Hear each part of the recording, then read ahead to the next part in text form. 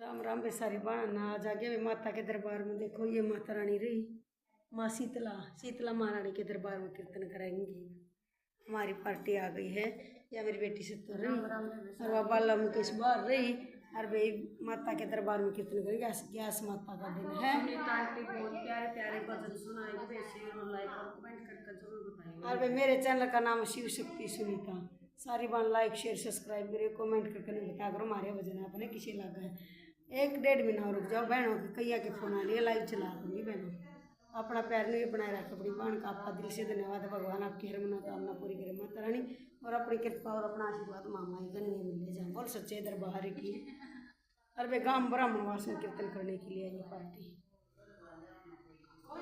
देखो ये दरबार माता रानी का कितना प्यारा सुंदर दरबार है और यहाँ का नज़ारा देखो। देखो ये भगत आ चुके हैं और बाने लग रही भगत भैया भी देखो